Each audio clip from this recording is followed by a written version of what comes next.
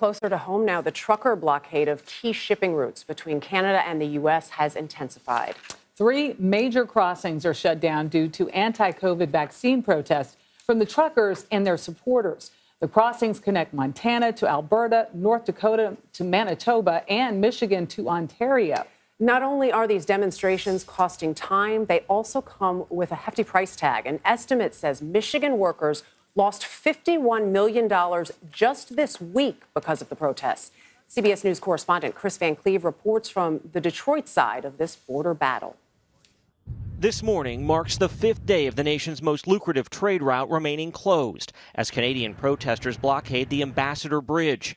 It's forcing truckers to drive to a different, smaller border crossing about 2 hours outside of Detroit. It doesn't take a lot to shut the bridge down. Bruce Heyman is the former U.S. ambassador to Canada. This moves from a legitimate, I think, protest over a vaccine mandate to now putting the economy and lives at risk. It's a very impactful thing. I hope that we resolve quickly. Brian Hitchcock owns a trucking company outside Lansing. He's parked trailers that would normally make daily runs between Detroit and Canada. It's 40% of his business, which he says was already struggling in part due to vaccine mandates. What does that mean for your bottom line? The mandate was affecting it anyways because we were having a shortage of drivers that were vaccinated. So we were falling behind every week. So this just magnified it. As the economic fallout grows, pressure is mounting on Canadian leaders. I have been on the horn with our Canadian ambassador, with the White House. I mean, I am imploring them to get this resolved. The so-called Freedom Convoy also continues to clog the streets of Canada's capital, Ottawa. And the protests have now spread globally, from a blockade outside the New Zealand Parliament to a trucker convoy making its way across France. In the U.S., the Department of Homeland Security is now surging staff to their incident command post in Los Angeles following a warning about a possible trucker protest during Super Bowl Sunday. One estimate puts the lost wages just for Michigan residents because of the 5-day blockade at about $51 million. Canadian authorities are now calling these blockades illegal. The community of Windsor, just across the bridge here, is seeking an injunction to try to force the protesters to move, and police are bringing in reinforcements. Kris Van Cleave, CBS News, Detroit. For more, we want to bring in Mayor Drew Dilkens of Windsor, Ontario, whose town is on the Canadian side of the Ambassador Bridge. Mayor Dilkens, first, welcome. And have to ask, these protests only seem to be growing. We're seeing people ticketed, but few arrests. Talk to us about what's happening on the ground and what seems to be a reluctance of police to move in. Well, it is a very difficult situation. We're dealing basically with a leaderless group, and the messaging that they're putting out is not just around vaccine mandates and mask mandates. It has everything to do with climate change and all sorts of anti-government rhetoric, which is more analogous to a G7 or a G20 meeting. And so in trying to negotiate a solution is very, very difficult, almost impossible for police. But something has to happen. And I think we all respect that we live in a democracy, and the hallmark of democracy is the ability to express oneself, the ability to demonstrate and protest. That's okay. What's not okay is choking off the busiest border crossing between our two nations. It's interesting. You mentioned that some of the messaging has changed, but this did start as these truckers were trying to express the idea that they were losing their livelihoods because they felt that it was jeopardized because of these vaccine mandates. And now they're doing that to others by halting these trade routes.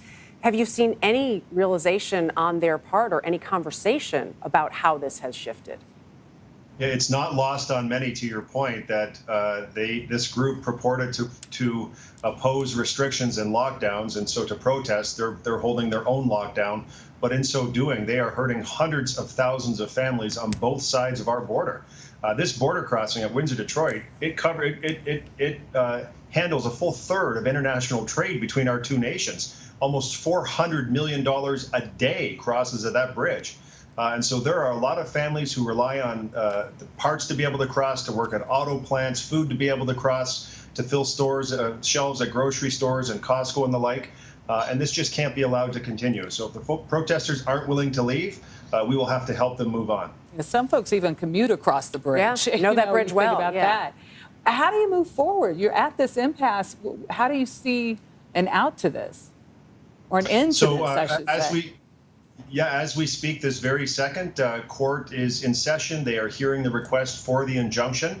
We are hopeful that we will have a positive result in court today. Police will then be armed with a legal document, and I'm hopeful that as more resources arrive here, we have resources coming from across Ontario, RCMP coming from across Canada to help support our local police efforts, that we'll have enough support here on the ground to be able to move forward. And with the recent announcement by our premier that he just declared a state of emergency and is going to impose very hefty fines for protesters who are undertaking these particular protests, hopefully they'll move on in the face of that new information. But if not, we will have no choice but to help them move on. Mr. Mayor, if I can ask, for people who aren't aware, can you give us some sense? Obviously, this is such a huge blockade because of the trucks. But what's the feeling that you get from your citizens there? Is this a minority that is having a huge impact, or is this a larger opinion that they are trying to express? In Canada, this is a very small minority. I would say plus or minus 10% of the population. As a nation, we have over 80% of our population fully vaccinated, and I can tell you, just based on the phone calls that are coming in and the massive emails that are coming into the office, about 98% are wondering why we haven't moved them out already. They see this as an illegal blockade. They're calling it for what it is. And we want this to end. We want this to end peacefully. We don't want anyone to get hurt. There are folks on the ground who have said that they are willing to die for this cause. We don't want that to happen. That's insane. We want this to end. We want it to end peacefully. But if it can't end by people driving away, having made their point, we will have to move in and we will have to help it end. All right, Mayor Drew Dilkens, thank you. Thank you for joining us.